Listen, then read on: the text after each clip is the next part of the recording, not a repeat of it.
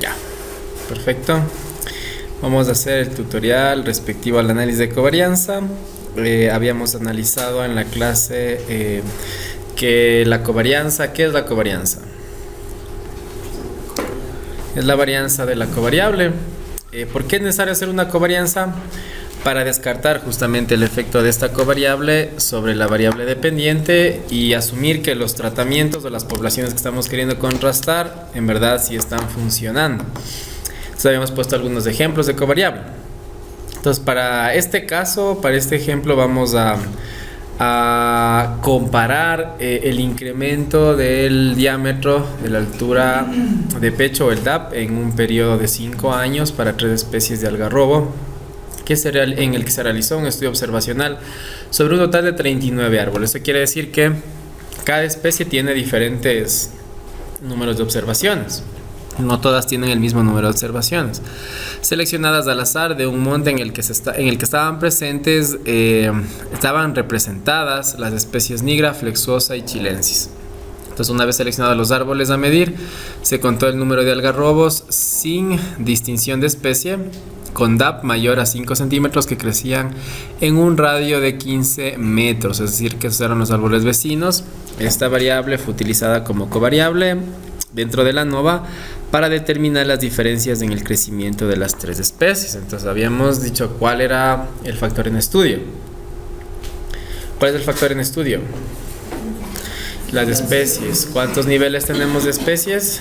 3 niveles. Entonces queremos ver si estadísticamente los promedios de la altura del diámetro a la altura de pecho en las 3 especies son diferentes estadísticamente hablando. Es la hipótesis alternativa, y si son iguales estadísticamente hablando, pues la hipótesis nula. Eso es si hiciésemos un experimento observacional en el que nosotros queremos comparar esa variable dependiente. Sin embargo, parece que los árboles que crecen alrededor, es decir, los árboles vecinos, podrían estar influyendo sobre una determinada especie. No sabemos cuál es.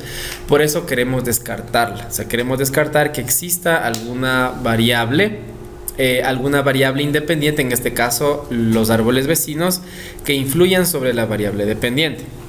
Ahora, ¿cuál es la siguiente hipótesis? La primera hipótesis es de que el promedio del promedio del diámetro de la altura de pecho en las 3 especies sea estadísticamente diferente, la otra que sea igual. ¿Cuál es la otra hipótesis? ¿Cuál es la otra hipótesis?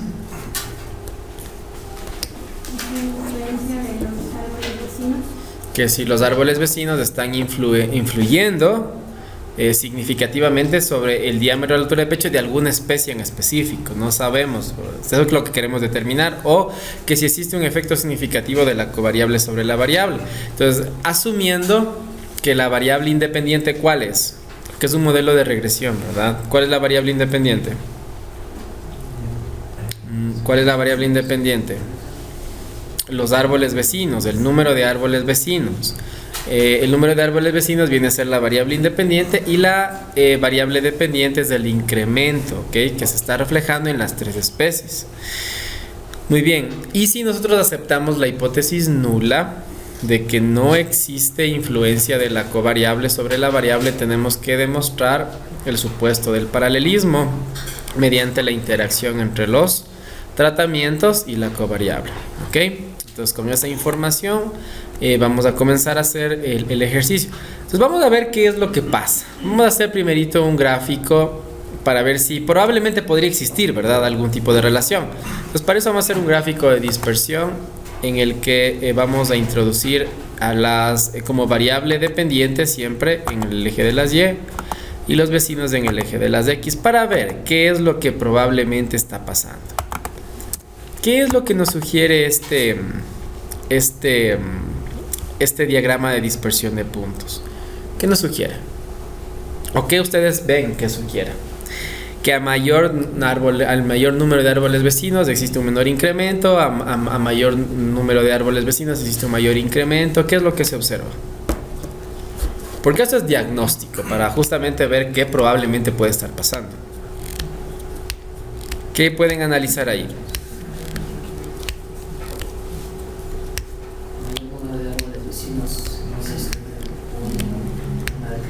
un menor incremento, ¿verdad? Entonces estamos viendo que cuando tenemos más o menos unos, puede ser 5 punto algo árboles vecinos, el número de árboles vecinos, el incremento es menor. Por eso es que la pendiente es negativa.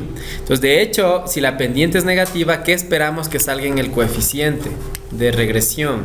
En el coeficiente, es decir, en la pendiente, que salga negativa. La pendiente tiene que salir negativa, ¿ok? O sea, no puede salir una pendiente positiva, porque de hecho lo que nos está sugiriendo este diagrama de dispersión es de que la pendiente es negativa, es decir, a un incremento en la variable independiente existe una decreciente de la variable dependiente. Entonces, por eso es que la pendiente tiende a ser negativa, ¿ok?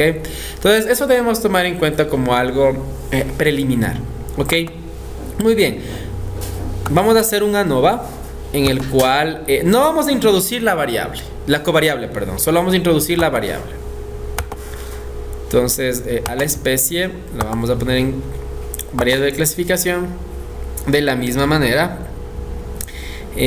Comparaciones, si queremos hacemos una prueba de LCD, corregimos el nivel de alfa y ya. ¿Qué es lo que nos sugiere el ANOVA? ¿Qué nos sugiere el ANOVA?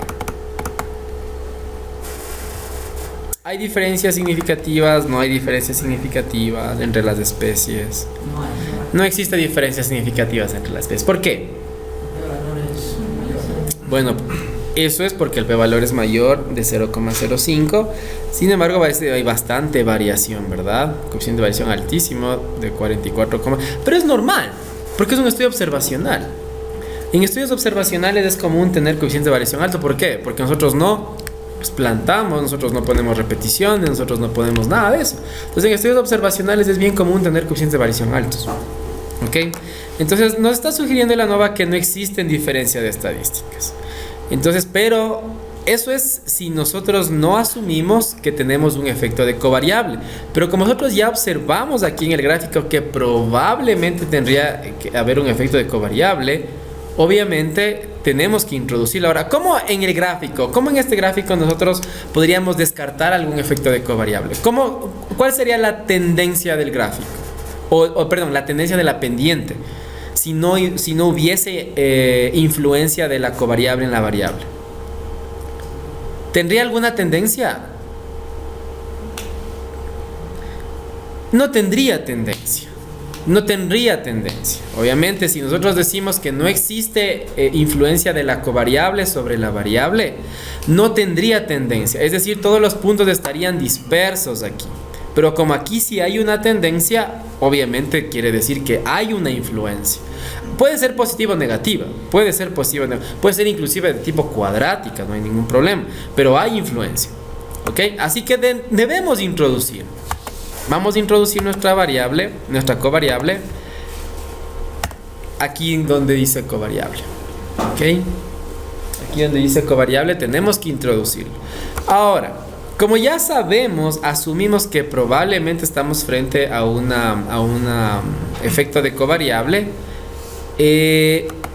Vamos a guardar residuos predichos y residuos absolutos para hacer las respectivas pruebas de supuestos de la distribución paramétrica de poblaciones.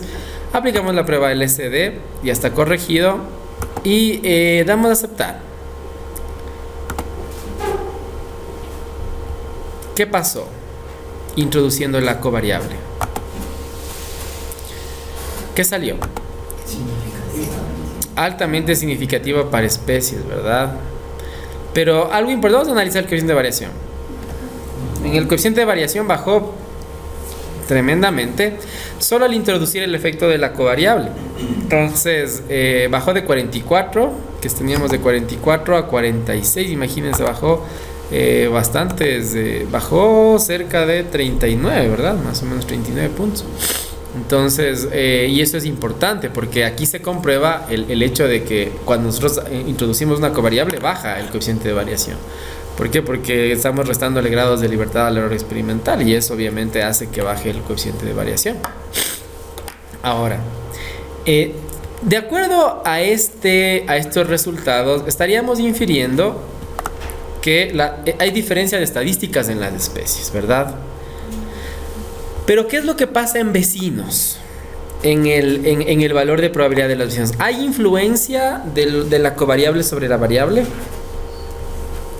¿Hay influencia de la covariable sobre la variable?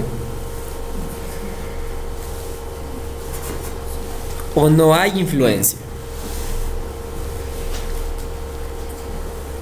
¿Por qué? ¿Por qué sí hay?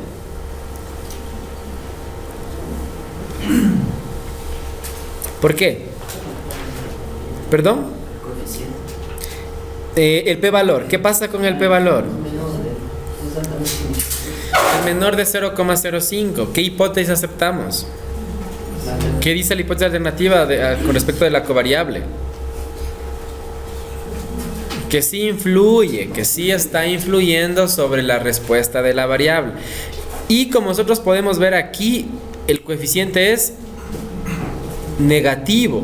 El signo del coeficiente de regresión, es decir, de la pendiente, nos está sugiriendo que la pendiente es negativa. Es decir, que un incremento en el número de árboles vecinos, en una unidad del número de árboles vecinos, me representa una decreciente de 4,93 centímetros del diámetro de la altura. El pecho es en centímetros, ¿verdad? Creo que era en centímetros. Entonces me representa una reducción por un incremento en una unidad en el número de árboles vecinos. Me está representando una reducción de 4,93 centímetros en el diámetro de la altura de pecho. Eso es lo que me está diciendo. Entonces quiere decir que los árboles influyen significativamente sobre la variable, ¿o no es así? Entonces obviamente eso nos da a nosotros ¿a qué?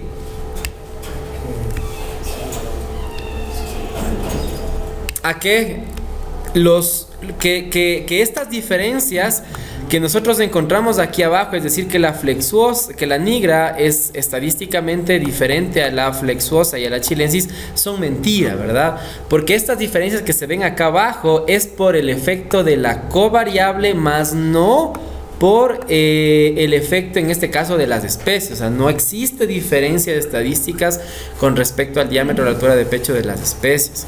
Entonces eso hace que, por supuesto, los resultados de la prueba de diferenciación de medias de DMS o LCD no sea verdad, ¿ok? Sin embargo, tenemos que cumplir para poder validar estos resultados tenemos que cumplir los supuestos que habíamos mencionado: el supuesto de la normalidad y de las varianzas constantes. Vamos a hacer el supuesto de la normalidad, ¿ok? Entonces vamos a cumplir el supuesto de la normalidad introduciendo los residuos del incremento. Entonces, ¿qué es lo que nos dice la prueba de Shapiro-Wilks? Dice que probablemente los residuos tienen una buena distribución normal, porque nuestro p-valor es mayor de 0,05. Eso podemos confirmarlo con el qqplot también. Si queremos, introducimos en el qqplot los residuos.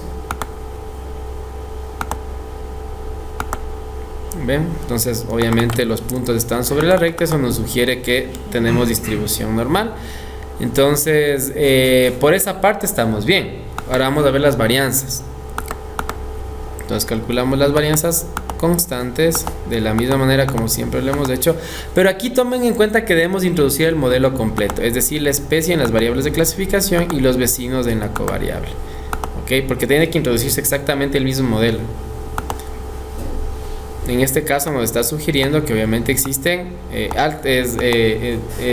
p-valor es mayor de 0,05. Eso nos sugiere que sí, ¿verdad? Que sí, las varianzas son constantes. Entonces eso podemos verlo también en el gráfico, si queremos así verlo, en el diagrama de dispersión en el que introducimos los residuos y los valores predichos en el eje de las de X. Entonces está bien, bastante bien, ¿verdad? La distribución de los residuos y los predichos. Entonces eso nos asegura que el resultado por lo menos es confiable y que las diferencias encontradas entre estas tres especies es más por la covariable que por en sí las diferencias entre las especies, ¿ok? Entonces, ahora, pero vamos a hacer el caso en el que sí se puede, en el que sale no significativo. en el que sale no significativo el efecto de la covariable. ¿Cómo generamos esas líneas paralelas? Ahora, vamos a ver una cosita que quería enseñarles. Si en el caso que nosotros, vamos a hacer un análisis de varianza, ¿ok? Para poder comprobar el supuesto del paralelismo. Para comprobar el supuesto del paralelismo tenemos que hacer interactuar a los tratamientos con la covariable, ¿verdad? Entonces tenemos que sacarle de aquí de la covariable e introducir en las variables de clasificación. O sea, tenemos que sacarla acá y introducirla acá para poder tener justamente esta pestañita de aquí que nos permite introducir la interacción. ¿Ok? Entonces, pero como sabemos que no salió significativo, que salió significativo, vean lo que va a salir. Entonces, en este caso salió menos de 0,05, ¿verdad? Entonces, ¿qué es lo que está diciendo? ¿Qué está sugiriendo? O sea, este p-valor de aquí. ¿Qué pasa? ¿Qué hipótesis aceptábamos cuando era mayor de 0,05? Ya, ¿qué decía la hipótesis nula? ¿Que existe qué? Y eso nos está diciendo que no existe interacción entre los tratamientos y los árboles vecinos, ¿verdad? En este caso las especies. Pero cuando nosotros interaccionamos entre las especies y los árboles vecinos, aquí sale significativo. ¿Pero por qué sale significativo? Porque nosotros acá en el ANOVA, aquí el efecto de la covariable salió altamente significativo. ¿Ok? Entonces, pero claro, si este de aquí saliera no significativo, de hecho, este tiene que salir no significativo. ¿Sí? O sea, el p-valor o el valor de probabilidad de la interacción, si acá la covariable salió no significativa, acá en el ANOVA de la interacción para comprobar el supuesto del paralelismo tiene que salir también no significativo. Y ahí comprobaríamos el supuesto de el paralelismo, es decir, que no existe interacción entre las líneas, entre los tratamientos y la covariable. Entonces, ahora, ¿cómo graficamos esto? Para poder obtener el gráfico que les había indicado. Entonces vamos a gráficos. Dentro de los gráficos vamos a gráfico de distribución empírica. Y vamos a introducir aquí el incremento.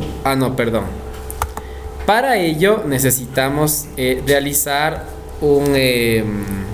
tenemos que hacer una nueva matriz. Entonces hasta que genere la matriz vamos a dar stop. Pause, perdón. Ok, entonces una vez que hayamos generado esta tablita, esta nueva matriz, para poder hacer el gráfico, introducimos, ¿verdad?, en un nuevo archivo. Y vamos al gráfico de distribución empírica para que me grafique qué tendencia tiene cada uno de los puntos. Entonces, parecería que no tiene una tendencia muy lineal, ¿verdad? Estas de acá. Entonces, parecería que tiene una tendencia más un poquito así, igual la verde, ¿verdad? Entonces, vamos a incrementar un poquito el tamaño. Vamos a ponerle aquí Entonces, las flexuosas son las azules, las chilensis son las blancas y las negras son las verdes. Entonces, parecería que como que no tiene una tendencia muy lineal, inclusive se cruzan entre ellas. Entonces esto haría, por supuesto, a manera de gráfico, que no se compruebe el supuesto del paralelismo, ¿okay? Que es lo que estamos comprobando mediante el p-valor aquí, es decir, que sí existe interacción. Y si ustedes se acuerdan, cuando estábamos analizando los factoriales, los gráficos de los factoriales, ¿cómo analizábamos un gráfico con interacción? Cuando no sean paralelas, ¿verdad? Más bien cuando existan algún tipo de incremento diferenciado, algún efecto de interacción. Ahí obviamente eso generaba que las líneas no sean paralelas. Probablemente estas líneas no son paralelas. No podemos graficar exactamente cuál es la tendencia, porque, o sea, si le ponemos algún conector, se va a generar de esta manera. Entonces en la flexuosa, pongamos un conector, se va a generar de esta otra manera. Y la negra, entonces probablemente de esta manera. Entonces eso genera obviamente que no haya exactamente líneas paralelas que pueda generar algún tipo de paralelismo. Entonces de esta manera estaríamos nosotros comprobando nuestro supuesto de paralelismo si en un caso este valor diera no significativo, ¿ok? Entonces, a manera de conclusión, podemos mencionar que de acuerdo a los resultados alcanzados con esta investigación, no existe diferencias entre las especies. Que si aquí nosotros observamos diferencias significativas, por lo menos significativas entre las especies para el diámetro promedio de la altura del pecho, son por efecto de los árboles vecinos, es decir, que los árboles vecinos sí están influyendo, y eso habíamos visto en el primer gráfico, que en este de aquí, ¿verdad? Que nosotros estábamos viendo que sí existe una influencia negativa, es decir, que a mayor número de árboles vecinos tenemos menor diámetro a la altura de pecho, es decir, eso influye negativamente. ¿Ok? ¿Tienen alguna pregunta? ¿Tienen alguna pregunta? Los supuestos se comprueban exactamente iguales, salvo el del paralelismo, que tenemos que generar esta nueva matriz para poder generar las líneas paralelas. ¿Ok? Entonces, ¿De qué manera se puede hacer un modelo para saber? Este de aquí, hacer una regresión. Claro, o sea, podemos hacer una regresión. Ahora, no te aseguro que te salga exactamente el mismo coeficiente. Va a salir uno similar, pero no exactamente el mismo coeficiente, pero podemos hacerlo. No es con este de aquí. Es con esta tabla de acá. Entonces, claro, podemos hacer un modelo de regresión lineal.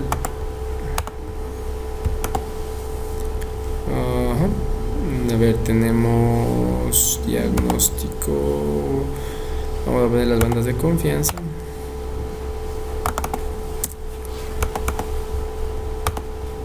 Mira, no salió exactamente el mismo coeficiente como con el anterior, pero alguno bastante similar, ¿ok? Entonces, pero claro, se puede hacer un modelo en el cual nosotros vemos que significativamente los vecinos están influyendo sobre el crecimiento, el diámetro de la altura de pecho, y este es negativo. Ese sí tiene que salir exactamente el mismo. El signo que aquí sale es negativo, y eso obviamente nos está diciendo que probablemente este resultado de la ANOVA es correcto. Ahora, como te digo, el coeficiente no sale igual. ¿Por qué no sale igual el coeficiente? Porque tomen en cuenta que aquí tenemos que calcular una suma de cuadrados totalmente diferente. Esta es suma de cuadrados tipo 3. Acá también tenemos suma de cuadrados tipo 3. Pero la diferencia es de que para poder calcular nosotros el coeficiente aquí, ¿qué es lo que tomamos en cuenta? Tomamos en cuenta, por supuesto, justamente la suma de cuadrados, porque tomen en cuenta que aquí lo que estamos analizando es la varianza de la covariable, que básicamente esta es la varianza de la covariable. Entonces, si nosotros vemos la suma de cuadrados de los vecinos en la regresión es diferente a la suma de cuadrados de los vecinos en el ANOVA, que en el de la regresión. Entonces, por eso es que el coeficiente obviamente sale de... Pero no es muy diferente. No hay mucha diferencia, pero claro, se puede hacer este modelo, e inclusive se puede poner un modelo polinomial para ver qué probablemente puede pasar. No es que digo que tenga que hacerse eso, pero se puede hacer algún modelo de tipo polinomial, a ver si aceptamos algo. No, ¿verdad? Dice que no es cuadrático, que es 100% lineal. Entonces obviamente eso nos estaría validando que la relación entre el número de árboles con el incremento de la altura de pecho es negativa y es lineal, ¿ok? Pero sí se puede hacer un modelo. Claro, los coeficientes no van a salir los mismos, pero básicamente la interpretación sí. Por lo menos la interpretación de la pendiente sí va a ser la misma, ¿ok? ¿Tienen alguna pregunta, alguna inquietud acerca de covarianza? Ahora, por supuesto, si esto sale no significativo, tenemos que cumplir el supuesto del paralelismo. Y ahí, si esto saliese significativo, es decir, el p-valor de la covariable saliese significativo, los resultados de estos de aquí sí son los reales. O sea, las diferencias que nosotros veríamos aquí, si esto hubiese salido más de 0,05, son reales, ¿ok? La nigra sería estadísticamente diferente a la flexuosa y a la chilensis. Si este sale no significativo, como salió significativo, este de aquí no sirve. O sea, no es que no sirva, pero no es correcta la información. Y si sale no significativo, pues tenemos que comprobar el supuesto del paralelismo mediante la interacción entre los tratamientos y la covariable. ¿Ok? ¿Tienen alguna pregunta? ¿Tienen alguna inquietud? No. Bueno, gracias.